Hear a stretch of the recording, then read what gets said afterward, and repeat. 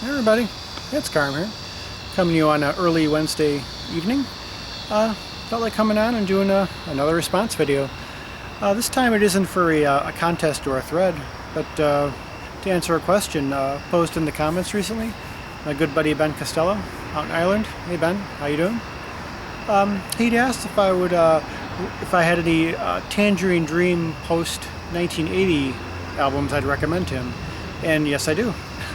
I started to answer a little bit in the comments, and I was going to expand upon it in a PM, but I figured why not just come on and show some.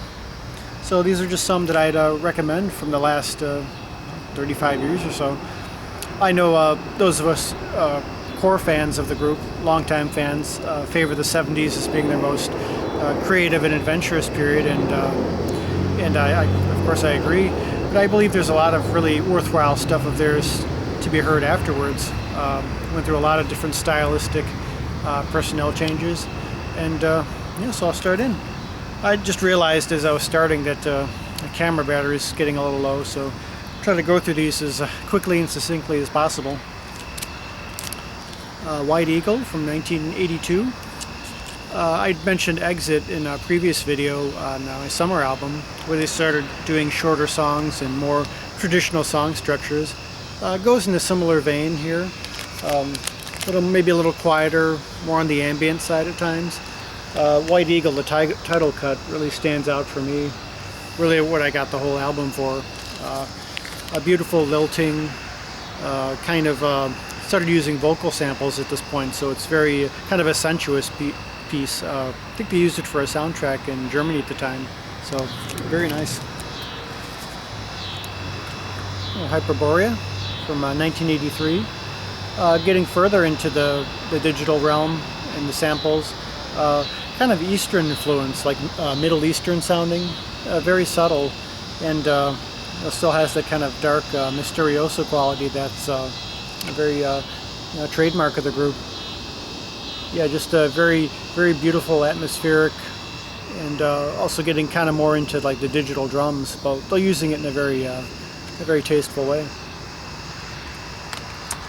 Jumping ahead a few years, I think about 1987, Canyon Dreams. One of the earliest albums I found of theirs, and this is probably one of their most, to me, one of their most beautiful and emotional albums up until this point. And one of the final ones with Chris Frank in the group, who's a long-standing member, done as a soundtrack for the landscapes of the Southwest, or just deserts in general, so naturally I'm biased towards it. But yeah, just a very beautiful, very mellow album, good for it winding at the end of a long day. Life Miles. This is actually my introduction to the group back in summer of 1991, and as good as any, just as they were about to transition from Chris Frank leaving the group, joining a new label, and really kind of taking on a newer sound. This kind of harks back to some of the earlier stuff with the sequencers and the long stretched out improvisations during the concerts, although this is more structured than what they'd done in the past. Taken from two shows, one from Albuquerque and one from West Berlin. But yeah, for me it's a very personal album, and just a great intro to the group in general, as far as their whole aesthetic and approach. And I'd love to have this in a poster or even the vinyl itself. It's a great cover there of the three of them. Rock Face, a live album that was in the vault for many years, from 1988, and this is when they changed over. They moved to Private Music record label, which is actually run by Peter Baumann, who's a former member of the early experimental period. And this songs on here are from albums of that period, late 80s, as well as harking back to a few earlier ones. Heavily digital sounding on this. They really got into the new technology at this point, and the song structures are much more pop-like, kind of like instrumental pop tunes, although done very well. And even though it's pretty far from the early stuff, it's still worth hearing. The sound is good, and yeah, it's pretty. It's a nice representation of the transition of this time, and I can't resist a cover like this. Very neat. Another one in the vault from around the same time, in '88. This is actually a duet album between Edgar Froese and Ralph Waitful, who was briefly in the group at that time. Blue Dawn. Only found out about this a couple of years ago and had to get it right away. Very nice, very melodic, beautiful collaboration between the two of them. While they were on tour, they were exploring some ideas, just the two of them. But it took a long time for it to come out. But this I'd really highly recommend as far as albums of the kind of middle period of their history. Raccoon. Jumping ahead 4 years. By this time, Jerome Froese, Edgar's son, is in the group, who also plays guitar and keyboards.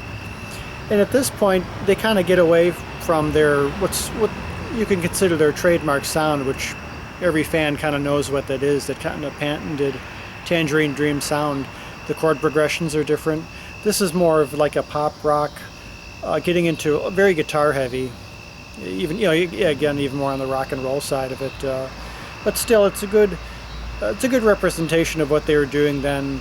If you want to hear another side of them that you were not normally accustomed to, this would be a good one to check out. Even though it's not one of my favorites, I find myself listening to it quite often for some reason, especially at night. It's a good snapshot, and again of the kind of the working relationship between father and son. Got about halfway through here. Raccoon. This is a single of. You got the title cut there. Oriental Haze, not on the album.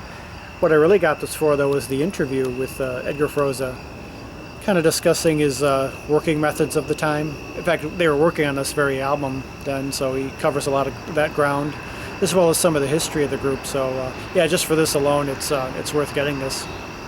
Really cool. Jumping ahead again another 4 years. Goblins Club.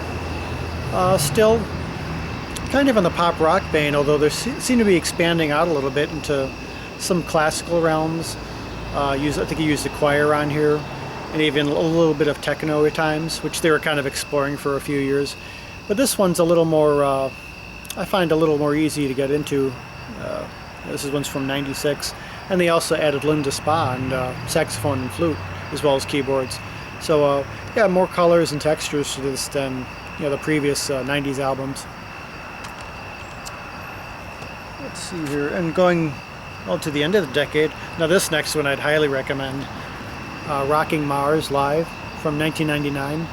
Now at this point they really start, Tangerine Dream as a whole starts getting back into not so much a vintage sound, but kind of getting back to the adventurousness that characterized the earlier work, especially the early live stuff. While it's more structured, it's still very, very, very dynamic, rhythmic and melodic. And yeah, it just kind of gets back to that early, that edge they had, I think, if you want to call it an edge. But yeah, another one I'd highly recommend from a relatively later period. And in a very similar vein here, still falling over, Motorama from 2003. This is essentially Edgar solo, I believe. The son might have been on a little bit of it, but this, I actually picked this up and got it just before I flew out to Arizona and listened to it on the plane, and it's an excellent listen. Again, a great deal of, it's very dynamic, very rhythmic. It's actually pretty trippy. It's a pretty which kind of harks back to the early days. And now getting into the 2000s, the technology is changing. The sophistication of the samples are changing. It's very good. And, another one that I highly recommend. Yeah, very powerful, evocative stuff, and again exploring new terrain overall. Actually, I skipped one here, a little out of sequence. This one, 7 Letters to Tibet. This one's actually from 2000. Very beautiful album. I think, to me, one of the most beautiful albums in the whole Tangerine Dream canon. And it's just Edgar and Jerome, his son, on synthesizers. Didn't seem to be any drum machines or guitars, just pure, very blissful, meditative stuff. Beautiful chord sequences and some sounds like sampled flute. I would highly recommend this for relaxation, meditation. Yeah, just one of the beautiful things, most beautiful things I've heard from them. So yeah, this is to me this is a must-have if you want to hear the mellower side of the group. Getting close here. I think it's getting dark. It's also getting dark as well as the battery running low. Machu Picchu. I think I showed this one before. This is another one under the Tangerine Dream name, though it's essentially Edgar solo. It was his tribute to the late John Peel, who was the DJ who was largely instrumental in kind of exposing them to the world. I mean, through his shows. And yeah, again, very beautiful, evocative. It goes through a lot of interesting changes. It's more sequencer based, so kind of harks back to the earlier days. And this was something that was in the vault for a few years before others had convinced Edgar to release it. And I think it's one of the very best things under the name Tangerine Dream and Edgar solo. Just incredible stuff. Views from a Red Train from 2008. 2008 reissue 2010.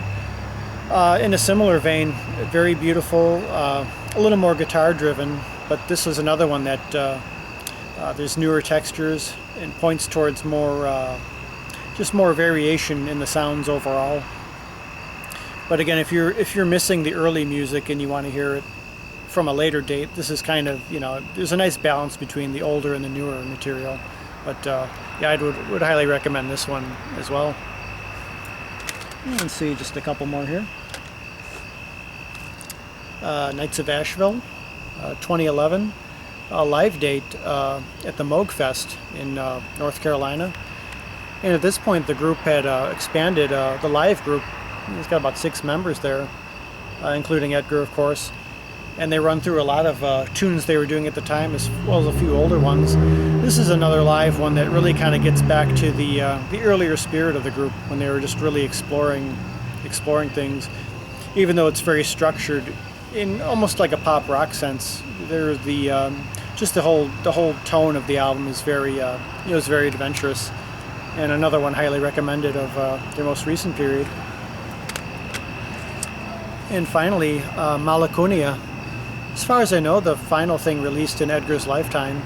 This is a cup disc, or also kind of like an EP, where they add Ulrich Schnaus to the group. Very acclaimed young electronic musician. And this points again, kind of a wink, kind of an eye towards the past, but also the future. And who knows where the music would have went from here? But it's a fitting final tribute to Edgar himself, who had just passed not long after this was released, and just the legacy of the group. So yeah, try to get through those quick as I could before time runs out here.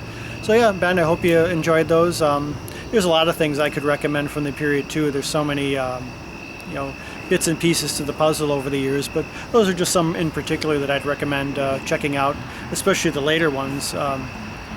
Getting into the 2000s.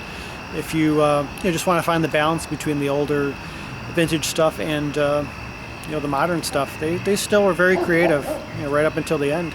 So yeah, hope you enjoyed it, and for everyone else, hope you enjoyed that as well, and hope everyone's well, and till next time, peace, love, and joy.